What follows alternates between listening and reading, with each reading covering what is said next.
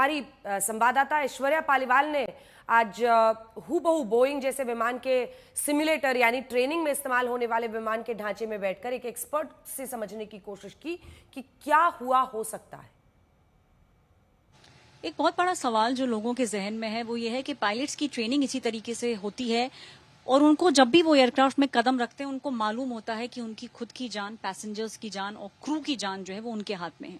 Double engine failure rare होता है लेकिन इतिहास में कई बार हो चुका है। अभी जो इनिशियल रिपोर्ट सजेस्ट कर रही हैं, ये जो अहमदाबाद में क्रैश हुआ इसका जो मेन रीजन था वो डबल इंजन फेलियर था। डबल इंजन फेलियर में पायलट्स कितना कुछ कर सकते हैं और डबल इंजन फेलियर में एग्जैक्टली होता क्या है हम कैप्टन आलोक से जानेंगे। कैप्टन आलोक, डबल इंजन फेलियर कम होता है, बहुत रेयर है लेकिन होता है। जी मैम, ये एक्सट्रीमली रेयर है और ऐसी इतिहास में बहुत कम घटनाएं हैं जिसमें कि ट्विन इंजन फेलियर देखे गए हैं।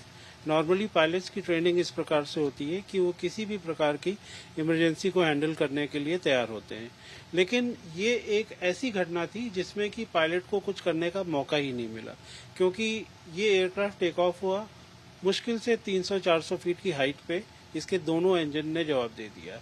तो और एयरक्राफ्ट फुली लोडेड था with more than 40 tons of fuel, तो पायलट्स के सामने कोई चारा ही नहीं बचा था कि वो कुछ कर सके, सिर्फ इसके कि एयरक्राफ्ट को सामने जो भी बिल्डिंग है उस पे जाकर के वो एयरक्राफ्ट टकरा गया है। जी, जो लैंडिंग गियर की भी बात हो रही है, क्या उसका भी कारण है कि लैंडिंग गियर को ऊपर नहीं खींचा गया था बिकॉज टेक ऑफ करते ही पायलट समझ गए थे कुछ गड़बड़?